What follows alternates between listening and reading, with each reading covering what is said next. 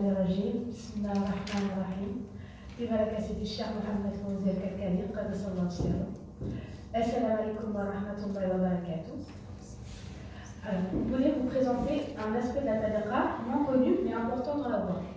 Sidi Cheikh Mohamed Fawzi al-Karkari est bien sûr connu en tant que maître éducateur spirituel, transmettant la lumière divine dans les cœurs de ses disciples. Mais c'est avant tout le serviteur d'Allah, et de sa servitude pour Allah découle sa servitude pour l'humanité. En effet, Sidi Cheikh nous enjoint à travers son être et son éducation à être au service des plus démunis à travers les nombreux projets humanitaires qui ont vu le jour ces dernières années. La miséricorde du Wali est une miséricorde qui touche tout le monde sans exception. Sidi Cheikh nous enjoint à aider les personnes dans le besoin et les personnes demandeuses en nous rappelant dans ses cours de donner à la personne qui nous demande, même si celle-ci a l'air aisée et en bonne santé, car il se peut que cette dernière soit en réalité rongée par la maladie. Et il nous conseille d'avoir toujours des pièces de monnaie en notre possession. La générosité du Wali et la générosité en général est une valeur très importante dans la voie. Une des meilleures choses qu'un croyant puisse donner est l'eau. Cette ressource indispensable a été distribuée dans le monde à travers un projet nommé L'eau pour tous. De nombreux puits ont été construits dans différents pays tels que le Cameroun, le Népal, le Kenya, le Nigeria, la Mauritanie, le Pakistan et l'Inde. Ainsi qu'un forage dans le village de Moukassa au Bénin pour alimenter 50 000 villageois en eau potable. Un autre grand projet humanitaire de la voie est le soutien apporté aux orphelins. En tant que musulmans, nous connaissons la grandeur et le mérite de cet acte, comme le rappellent différents versets du Coran et hadiths prophétiques. Des orphelinats ont été construits à Madagascar et au Togo. Ont été construits à Madagascar et au Togo. Pardon, j'ai un petit trou. Alors, des centaines d'enfants pourront être pris en charge à travers ces structures. Un appel au parrainage a été lancé afin que chaque enfant puisse se sentir encore plus soutenu. À côté de cela, divers dons de nourriture, de vêtements, de matériel scolaire, de vélos sont distribués régulièrement dans différents orphelinats au Togo, à Madagascar, au Sénégal, au Sri Lanka, au Mali. Des disciples se rendent fréquemment sur place afin de veiller au confort moral, physique et matériel de milliers d'orphelins. Nous avons également à cœur de leur apporter de la joie et du réconfort lors des moments de fête comme l'Aïd, le Ramadan, le Maoulid par exemple, en leur apportant des repas festifs, des cadeaux, des nouveaux vêtements pour qu'ils puissent ne pas ressentir de peine lors de ces événements joyeux. Une voiture a également été offerte à une association responsable d'orphelinat au Togo. Elle servira de taxi afin de générer des revenus supplémentaires au profit de l'orphelinat. La Tariqa souhaite venir en aide aux femmes, avec une attention particulière aux veuves. Il peut être très difficile pour une veuve avec des enfants de se loger convenablement dans certains pays après le décès de son mari. C'est pour cela que 2 maisons ont été construites à cet effet au Pakistan. Une pour une maman avec ses 4 enfants et la deuxième pour une maman avec ses 6 enfants. Pour soutenir les femmes dans leur profession et dans leur subsistance, un atelier de couture a été ouvert l'année dernière, au Pakistan également.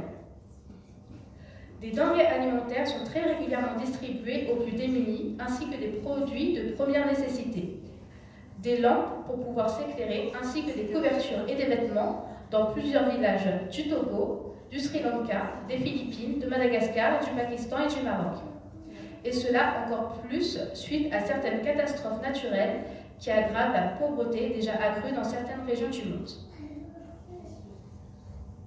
Des toilettes publiques ont été également construites au Togo, car il reste encore très difficile dans certaines régions de pouvoir faire ses besoins dans un cadre hygiénique acceptable.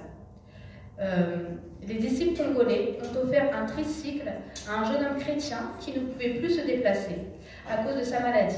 Et par cela, il est heureux de pouvoir se rendre à l'église comme il le souhaite. Aux Philippines et au Togo, des panneaux solaires ont été distribués pour faciliter aux habitants l'accès à l'électricité à moindre coût, tout en préservant l'environnement. Ils sont une cause de revenus supplémentaires car ils permettent aux habitants de pouvoir continuer à travailler une fois la nuit tombée et aux étudiants de pouvoir continuer à étudier. Un bâtiment scolaire comprenant 63 salles de classe a été construit au Togo. Une immense joie pour des centaines d'enfants qui pourront rejoindre le banc de l'école et pouvoir apprendre, grandir et s'épanouir là où l'accès à l'éducation peut être encore très difficile. Cette initiative a été réitérée au Ghana par la construction de 3 salles de classe. L'épanouissement ne peut évidemment pas être complet lorsque nous sommes malades et que nous ne trouvons pas de médecin ni d'hôpital pour nous faire soigner. Et pour cela, les disciples togolais ont fait construire un hôpital dans le village d'Assaou, ce qui permettra aux habitants de la région et des environs d'accéder aux soins médicaux, à la vaccination, aux médicaments et aux services de maternité. C'est un énorme soulagement pour les habitants de la région. Toujours dans le domaine de la santé, une action a été menée dans la ville d'Al-Haroui, au Maroc, par les disciples marocains et également médecins. Ils sont partis à la rencontre des habitants d'Al-Haroui dans les rues et les marchés afin de les inviter à faire le point sur leur santé et aussi d'accéder aux soins donnés gratuitement par les médecins et les spécialistes disciples de la voie. Une grande tente a été construite pour l'occasion à la Zawiya même. Énormément de gens ont pu bénéficier de soins ainsi que de prévention pour leur santé. D'ailleurs, Sidi Chir nous donne l'exemple en donnant régulièrement de son sang. Comme nous avons pu le voir, la générosité du Wali touche énormément de personnes dans différents pays lointains. Mais elle touche bien évidemment les personnes les plus proches de lui, à commencer par ses disciples, à qui il donne sans compter, et cela qu'importe le séjour qu'on souhaite passer auprès de lui, que ce soit compté en jours, semaines, mois ou années. Sidi Chir ne nous demande pas un centime, alors que nous sommes nourris, logés et blanchis. Des sacrifices d'animaux ont régulièrement lieu à la Zawiya, à l'initiative de Sidi Chir ou de ses disciples. Une partie de la viande est alors distribuée aux habitants vivant aux alentours de la Zawiya. Sidi Chir soigne également des personnes venant se plaindre à lui de mal occultes par la Rokia, qu'on peut appeler aussi soins énergétiques. Que ce soit des voisins ou des personnes venant de contrées lointaines, Sidi Chir soigne tout le monde sans exception.